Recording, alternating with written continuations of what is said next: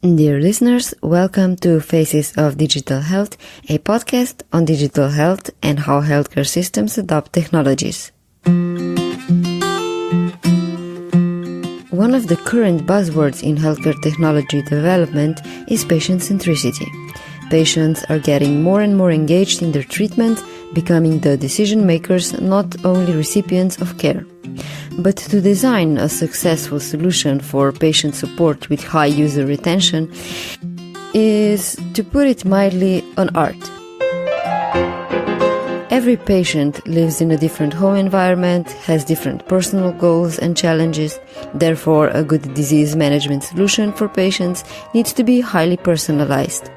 The discussion you will hear today is focused on exactly that. What aspects to take into account when we are addressing patient behavior and patient empowerment? To which extent can technology decrease the need for real-life human coaches, since last years have shown that apps work best in combination with human interventions? I spoke to Claire Kamoun, Executive Director of Patient Innovation at the French company MedClinik.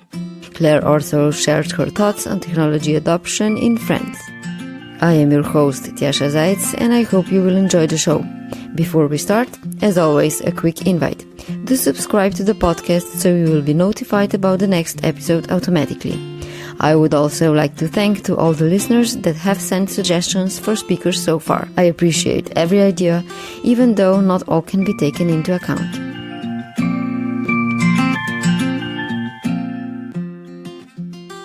Claire, you've been the Executive Director of Patient Innovation with the company called MedClinik for almost 4 years. Can you tell me how many chronic patients have you met so far?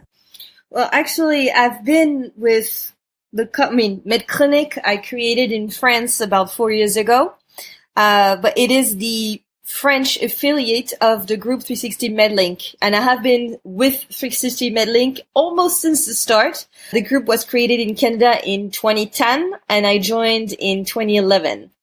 So it's been a while. Over the years, I worked with a few patients. I always try to meet patients, or at least patient representatives, patient associations.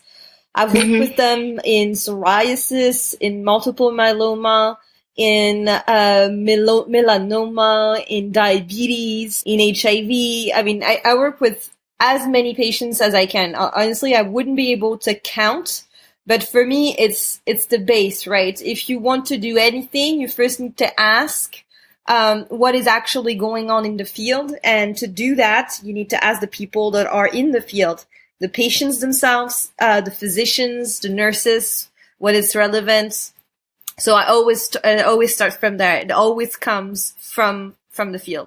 You mentioned quite a few different patient groups.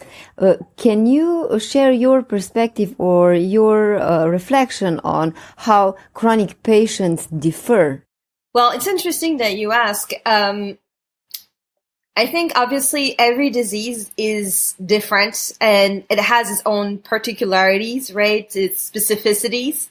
And everyone's journey is different. And actually, a disease in France doesn't have the same journey as the same disease in the UK or in the US or in Latin America. So obviously, it's not just about the disease, it's also about the ecosystem in which the patient evolves. But what is interesting is I've been working for about 3 years now on a project mapping out patient experience in France, comparing two very different diseases. Psoriasis, that is a chronic disease that you can get at any age, including at a very young age, that is socially apparent but is not life-threatening. And on the other hand, we're comparing this with the journey of multiple myeloma patients, which is a cancer. It is life-threatening. It is a cancer that happens in older populations, and that is obviously mostly treated at a hospital, whereas psoriasis is mostly treated for primary care units. It seems that those diseases have nothing in common.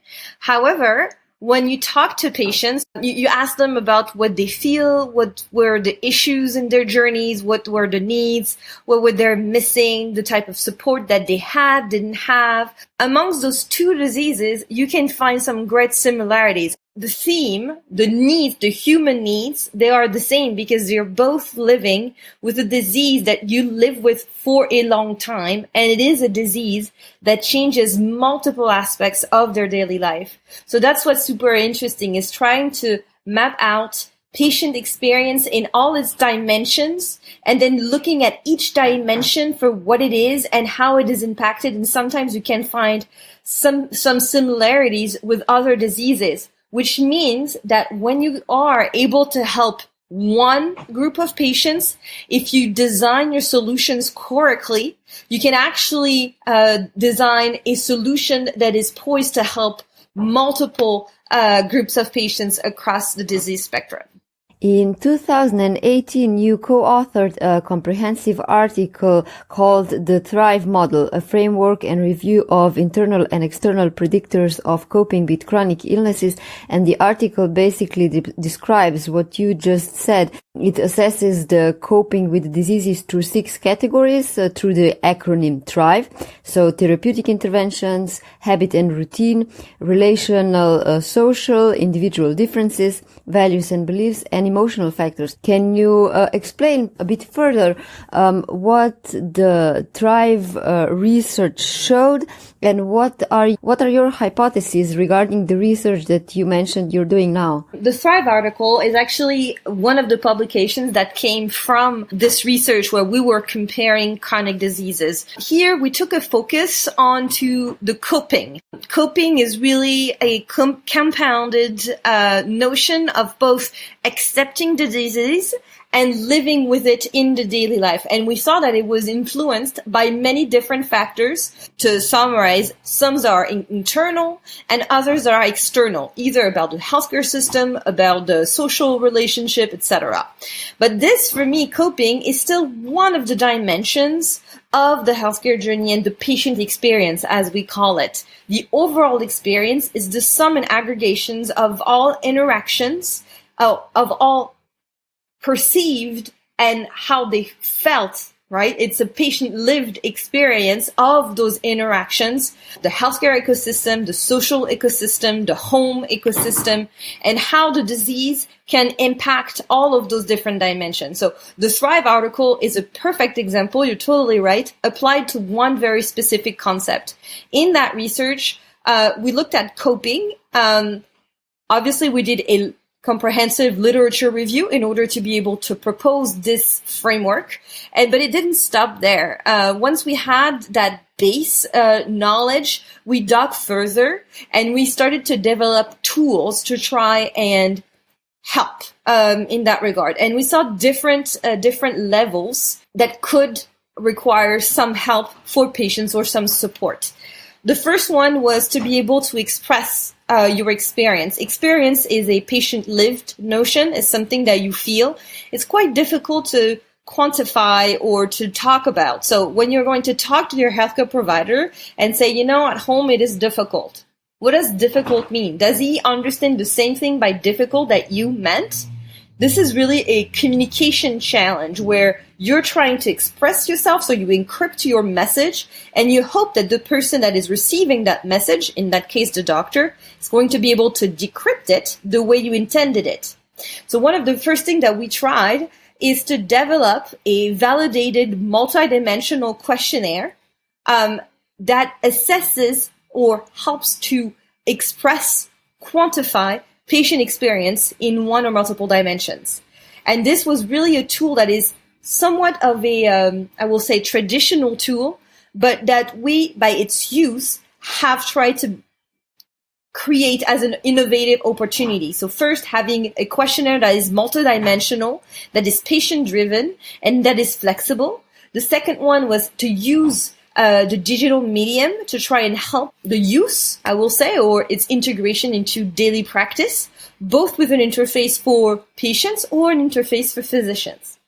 A second aspect where we saw there was a need is to try and help physicians and help healthcare organizations or healthcare decision makers understand the weight of that patient lived experience. We're currently preparing a health economic study showing the impact of patient lived experience in those two groups, our pilot population, so psoriasis on the one hand and multiple myeloma on the other hand, showing the impact of how you feel things that happen to you and what impact it can have on medical outcomes, and the impact of patient-lived experience on healthcare resources consumption, to try and show decision makers that it is something that could require time and try and find a model where doctors are in a better position to find the time because time is so limited. So this is different aspect. We're also writing a white book, so a white paper, as we would call it in English. It's livre blanc en français. But really reflecting on all those different dimensions and trying to suggest different solutions and ideas on, patient lived experience before the diagnosis, at diagnosis, of a relationship with healthcare providers, of relationship with folks at home, et cetera, et cetera. So really taking an account of what patients have told us, enriching that input with the viewpoint of doctors, institutions, patient organizations, decision makers, anybody that is in the healthcare system. So really enriching all of that conversations to find levers that we could act upon, and from there imagine some solutions that could be of interest and could be piloted into the field. One of the thoughts from the Thrive article that stuck with me was the finding that successful adaptation to a chronic disease is more strictly related to patient personality than to the severity of disease itself. So if I incorporate this thought with what you just said, so that when it comes to coping, it matters how the patient perceives it, how patient is capable of explaining his feelings and his coping mechanisms, how the doctor actually perceives that. It's clear that patient behavior and patient behavior management and change is really, really complex. So I'm really wondering, how can you translate that into technology and technology design, since every patient is so different, so it's really hard to find a solution that would fit everyone. Absolutely. And I don't believe that there is a solution that can fit everyone. I think what technology is allowing us to do is trying to find flexible answers to questions. What the research has been able to do, or to highlight in the case of Thrive, are the different questions that we should ask. To understand a patient's position towards coping with its disease, you should ask yourself about different personality traits that they have. You should ask yourself about the environment and the support that they have gotten. You should ask yourself about the relationships that they have and who is made into their network. So this article, Thrive, lists basically the number of variables that you would put into an algorithm. And where technology is brilliant, and we're actually working on that with MedClinik and with the platform that we call TAVI, is with the help of AI and tailored content, try and engage patients on different aspects of disease management to profile them on those different questions. So with content, not just pure questions, but engaging them with the technology to try and profile them, and based on this profile, provide tailored support. This is the only way really that we can address a larger population with a single solution, is with the capability of the solution to scale. Obviously, the solution then needs to be designed for multiple group of people from the get-go, right? There needs to be hypothesis, so there needs to be research behind all of it. No solution is ever finite. There is no solution that should, at least, be in its state and never move. It needs to continue to adapt Look at Google. Google refines their algorithm again and again. And this is why they stay relevant, because they adapt to user population. And this is what we need to do in health as well.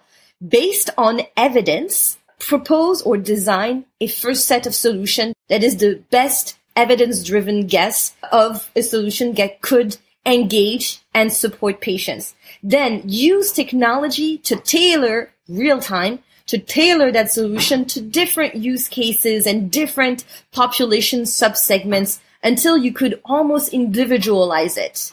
I'm assuming there's a lot of hope that AI will drive us forward to this personalization and refinement of specifics for an individual. I think it's really interesting when you think about how even, for example, the tone with which you speak can be an information, and computers can't really digest that yet. But in order to train artificial intelligence, you need very specific instructions to get meaningful outputs. How do you see that the support for patients is improving or changing with new technologies, and how fast do you think it will be good enough so there's going to be a lesser need for personal involvement of clinicians or healthcare workers? If you look at the past development of technologies, it has become clear quite quickly that apps alone will not be able to help patients. That there has to be basically a telemedical support in the background, or a healthcare professional, a real healthcare professional that deals with the patient. Do you think that's ever going to decrease with the improvements in artificial intelligence? I think that's definitely a loaded question. Can technology replace a human? I think that's that's a conception that is pretty far from us right now, just because we don't understand technology so far enough that we could trust it as well as we would trust a human, even with all of the errors that a normal human would be able to make. Technology right now, and AI in this case, machine learning is basically a super engine for pattern recognition. It can really learn from what you tell them. It can't answer a question you haven't asked, right? Answering a question you have not asked, this is more towards singularity, where machines are going to learn by themselves beyond what you have told them and equal the reflection of what we're doing. A general artificial intelligence, I think this is a goal in neuroscience or technology and neuroscience, but we are pretty far off from this. Do I think that a technology could replace healthcare professional? For sure, I think it is possible. I think it already happens to some extent. There are some algorithms that can replace lower urgency tasks. For instance, in dermatology, you can get visual recognition assisted AIs to tell you if a mole is cancerous or if it should be checked out, right? Thus saving a consult. It's also something that can assist healthcare providers, for instance, assist nurses in order to save doctor time, right? Ask only fewer questions. So I think it's not a question of is it possible? I think it's a question of is it acceptable and what is needed in order for mentality to get there, or should they get there? I think this is more of an ethical debate, right? The question is that a doctor is trained to make decisions with an ethical compass as much as his knowledge. Can a computer have as much knowledge as a physician or better? For sure. If you have access at all time to every knowledge ever, you can always check the guidelines, right? You can always have the correct answer. So a computer could be more reliable than a human. However, what a human does is adapt, is read faces better. These are innate capacities that we have not yet learned to transfer onto a machine. Empathy. It's something that we have not been able to transfer onto a machine. So for me, technology right now is poised to help healthcare providers maybe optimize their time, right? But not replace. TAVI, a product by MedClinik, is the first clinically validated virtual nurse. So you mentioned it before, but in brief, can you share a little bit about how the system works and how you're getting new healthcare professionals to use it? TAVI is a patient companion. The goal of TAVI is to help and support patients through their disease journey. So, understanding the disease, understanding the treatment, understanding the care journey, and being able to self-manage as much as possible. That means being engaged, having the tools and the self-efficacy needed in order to act and to have positive health behaviors. It is based on multiple AI's motors, basically. One of them is educational, where we use an algorithm to navigate content units in order to deliver individualized patient education on various themes. The second aspect is we use AI also to deliver an individual patient experience of the app itself. So understanding what are the patient's needs, what are their drivers, and what features to push forward. Because obviously, if you want to have a patient support app that is complete in terms of pathology support, then you need to be able to help them with their medications, their appointments, with their side effects, with coping with the disease, with physical activity, with monitoring heart rate. So there's a big amount of things, which amounts to an app that could be quite complicated. So we use the AI so that our features are really activated when they are relevant for the patient in real time. We always work with field actors or field organizations when we develop a TAVI. So we have this base technology, and when we adapt it for melanoma, for psoriasis, for HIV, in that country or that country or that country, we always go back to the field, work hand in hand with physicians, hospitals, with patient organizations, so that we can tailor it to the country.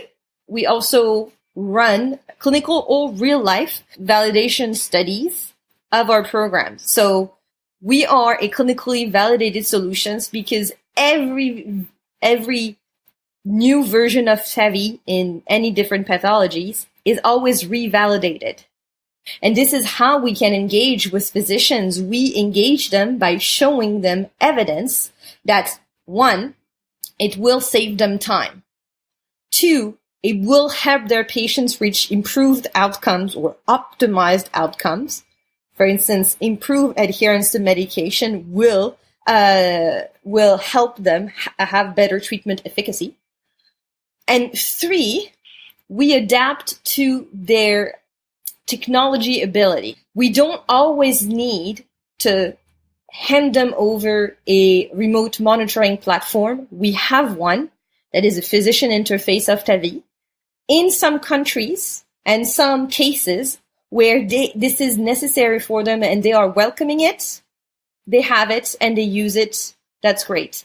In other cases, it has happened that it becomes complicated, right? There is already the hospital record, and integration is possible but takes time and is costly. So we find other ways. We want to support the patients, so we give them the keys and the tools to improve their daily life. We want to improve the patient-physician relationship, so we also have tools targeted at that. And for the physician, if they don't have time to look at a second console, we don't force it either. In phase 1, we deploy with the minimum, right? We are patient. We're going to show you the value. And then once they are convinced, say, well, actually, I would want more. We let them tell us when they are ready to have more in their hands, to have that remote monitoring ability, to dedicate some time. We talked a lot about patient behavior and the complexity around it. I'm wondering, what's your observation regarding what are the mistakes, perhaps, in the perception of what patient empowerment is? And when designing new solutions, what are the biggest findings, let's say, with technology in the last 8 to 10 years that you've been in healthcare? Well, I think what technology allows us to do is to refine some concept like patient empowerment in order to understand more of the individual profile and stray away from those terms. The problem with patient empowerment is that it seems to be like the goal, right? What does it mean? It means you are active, you are taking charge of yourself. But in the alternative, if you are not empowered, what are you? Powerless? It's very exclusive as a concept. So I understand that it's meant very positively, but if you think about the other end of the spectrum, so patients that won't get there because their individual personality is just not that, they require a different type of support. Those patients are excluded from that empowerment group and could feel a little bit left alone.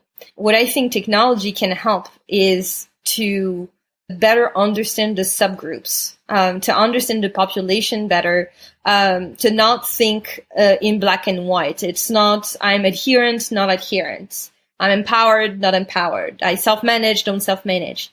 Human beings are so much more nuanced than that, that technology is helping us to account for multiple variables to try and not solve the equation, because I don't think it is something that we'll be able to do anytime soon, but try and understand at least the general tendency of every patient so that you can tailor your intervention to it. You need to understand also that empowerment, like any variable, is not a straight line. Some days can be better than others. Health behavior is one of the variables, one of the balls that the patient juggle. And sometimes balls weigh differently. When you just had your diagnosis, the healthcare ball is heavier, so you're going to pay a lot of attention to it.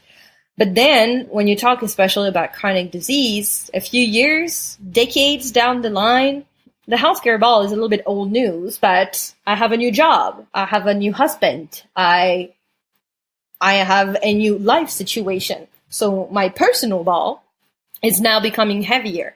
And I think what technology is allowing us to do is figure out the weight variation of the different balls, right? If we can let the AI know, say, hey, here are all the parameters that I can think of, they're going to be able to recognize patterns and then pattern deviations. And those pattern deviations can help us understand when something is wrong. And if something is wrong, it means that there is a need of support. Then the question is, what kind of support? As technology evolves, you'll be able to move from I have a group of patients to I have subgroups of patients to I have individual patients. I think based on everything you said, that the conclusion could be that any solution that tries to address this problem has to be very, very flexible and adaptable to the patient and his changing situation. Creating solution has never been the problem, but helping people that are on the field, that are on the front lines, understand that their life or their work is now changing, but we have not taught them how to use those different technological tools, but now they need to use them. So this is where innovation gets tricky. If the people that are meant to use it aren't able to. So I think this is one of the key challenge of finding solutions. I think that's the easy part. A lot of people are working on it. You mentioned how many startups are created everywhere. Finding solutions is almost the easy part. In a way, technology is important, but what's getting increasingly important is the sociology, psychology, and anthropology around it, right? Absolutely. Technology is only as good as you use it. If you don't use it or don't know how to use it or can't use it correctly, technology is not going to do much good. At Health 2.0 in 2015, you presented the Project Tevi and mentioned that cultural relevance is taken into account and that, for example, in France, you need to have 4 or 5 nurses due to different cultures. Can we stop there a little bit? So how does that reflect in the solution? every time we go into a different country, we look at our content, our approach. Is it relevant for the country? One of the things is that virtual nurse or virtual coach. The person that delivers the content in TAVI is recorded, so video recorded onto hundreds of very short 30, 90 seconds videos articulated onto the algorithm I talked about earlier. Who we are going to use for France is not the same person recorded as we're going to use for Germany or Sweden or Mexico. So every time we want our coach to be able to relate to the population. Sometimes it requires to have more than one options for patients to find a coach they can relate to. Because what you learn is very important, but who you learn from is just as important for patients. We need them to feel at ease, to connect. So this is why when we go into a new country, we work again with patients' organizations and with our local partners to define and find the coach or coaches that are going to be the face of TAVI in that disease in that country. Which countries is Project TAVI running in, and what are your experiences with the healthcare systems? So in your view, to which extent are the healthcare systems on a national level the ones that should be in charge of supporting solutions like this for chronic disease management? TAVI has been so far deployed in Canada, in the US, France. We also had a multi-European project in Belgium, Sweden, and Germany. But we are rapidly expanding. Actually, in January, we are launching another TAVI program in oncology, and we're launching it right away in 5 countries, 5 European countries, in France, Belgium, Sweden, Spain, and Germany. And we are scheduled to expand to UK, Australia, Poland, Italy, so on and so forth. Now, whose responsibility is it to support those type of intervention? That's a very fair question, and I think this is definitely something where in each country there is a different answer. What I can say is that helping patients reach self-management and optimize their treatment outcomes comes at a benefit in terms of healthcare expenditure.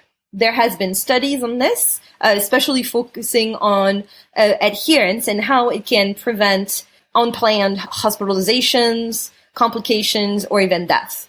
So in that, you could think that if the benefit is on the healthcare payer, then the sponsor could be the healthcare payer. What are your more direct experiences, for example, with the presence in the US compared to France? Because the two healthcare systems differ quite a lot, whereas the US system is a private system. France has a different approach with statutory health insurance that basically covers all the care. Maybe you can pitch in your personal experience of living in France and being a part of the French healthcare system and being familiar with the US while you were living there for a few years. Actually, I can talk to you about a couple of programs that we have. We have currently a program in the US that is financed by the government on a grant. It's been 3 years that we are being deployed with the support of the Health and Human Services Department of Rhode Island for an HIV intervention. So this is a public support. And in France, interestingly, while we do have social security, which means like a universal healthcare system, we are supported by private payers.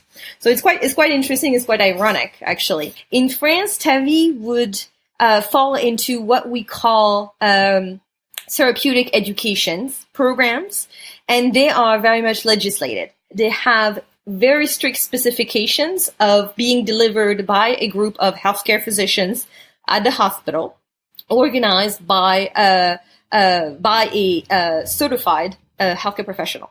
As you can understand, that definition excludes digital interventions. So because this is an exception to the rule, and that the French government is supporting innovation, they have created what is called Article 51, where you can apply for an experimentation to be funded. We are differing from the rule that says that therapeutic education is an in-person act organized by physicians at the hospital. And we actually, with TAVI, are offering a digital patient education done at home via the mobile device, so at the fingertips of patients.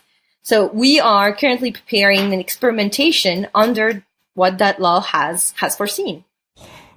France is known for its bureaucracy, and what you just described sounds like quite a big bureaucratic process if you want to get a digital solution in place on a national level or through the national system.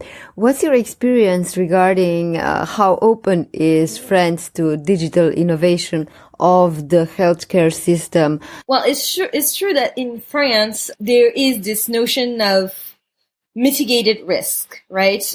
We want to be cautious and we only go little by little. We try and be secure and not go too fast, too quickly. That said, the recent government, the health government, has in its plan to modernize the French healthcare system and recognizes how technology advances quite fast. This is why they have opened this opportunity of the Article 51. For sure, it is a big filing, but you are asking the government to fund an innovation. I think it is fair that you need to cross your T's and dot your I's. Now, are we friendly to innovation? I think we're cautiously optimistic about innovation. Some other countries may be more innovation friendly or more rapid to install innovation, like the US. Keep in mind that France has been an innovator for years in medical technology, right? It's in France that a lot of medical advances have been done. Now, in terms of technology, maybe we have not been on the forefront just now, but it's something that is poised to change. I actually found some data regarding healthcare ecosystem in terms of innovation. Young startups soon encounter obstacles to their growth, so a lot of French startups prefer to develop their activity abroad. How would you comment that? I mean, I have created myself a health startup, right? MedClinik is the French affiliate of 360 MedLink and has been created here in France. It is definitely a challenge because in order to be trusted with sufficient financing, you need to prove yourself. You need to be patient, and patience means you need to be cash fluid for a while. So it is a challenge for sure.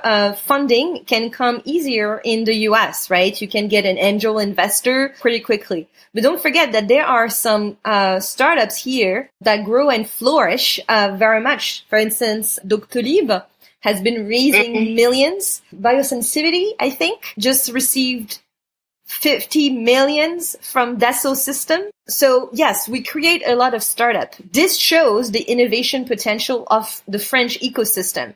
I mean, ideas are here. You know, you have doctors that are ready to launch ideas. Sometimes they initiate their own solutions.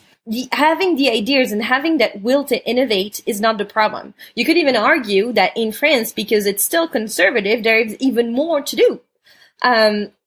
Now, in the US, you have just as many startups, right? I mean, the Silicon Valley, etc. I think the question is how many survive in one country or the next. Some may decide to take their business elsewhere and then come back to France. This is something that I have heard a lot of startups that start out in France with a concept and do a great experimentation phase. But in terms of scaling, they have opportunities abroad and then come back to France later, because France may not be the fastest country to adopt change. But it's definitely something you can put on your resume. If it works in France, it's going to work. When you say that companies go abroad, do you mean out of Europe or in European countries as well? Because I think Europe is pretty famous for the diversity of healthcare systems and the difficulty of getting reimbursement through health insurance companies in majority of cases. No, definitely. Finding the business model, I think, is the key challenge. You have the traditional business model where you want to have your CE markings and have the social security or the health insurance or the public payer pay for your solution like they would any health product. But I think that as the healthcare system is changing and the society is changing, we need to also figure out different business models that allow for innovations to thrive faster than the administration sometimes would allow. Now, where do the companies move? Some move to Israel, where it's also a very active ecosystem. Some move to the US. Some, I'm sure, are moving to other parts of the European Union. I don't have numbers on that. I have individual stories, but I don't have numbers on that. What's your kind of expectation regarding the future of empathic patient care enhanced with wearables, artificial intelligence, implantables, and IoT? I don't know that I have expectations. I think that I hope that those feelings, such as empathy and sympathy even sometimes, that they still have a place at the table, even though data is going to come with such power. You've been listening to Faces of Digital Health. Coming up soon, a series about digital health in Asia. Among the speakers you will hear from is Tony Estrella, an investor, advisor, and novelist currently based in Singapore. Here is one of his thoughts. I live in Singapore, and so I get a lot of exposure to the trends that are happening, not just in Southeast Asia, but across the region. And I'd say that Asia clearly has enormous growth potential. It's 4.4 billion people in 44 countries. You know, if you look at the challenges of chronic disease, there's an explosion of the disease growth across the region in prevalence and incidence. If you look at lifestyle risk factors, the obesity levels of individuals in Asia is also rapidly changing in a negative way. And so there's opportunities if you look at it from the dimension of which health outcomes should be influenced and which should be changed. There's a huge number of people out here, and it's also a very mobile first and digital-centric society. And so the ability to leapfrog legacy infrastructures that might exist in the US and in Europe is happening already. And it's making healthcare more available and healthcare delivery models are happening in a very different and unique way as compared to how it might develop in the US and in Europe. Stay tuned.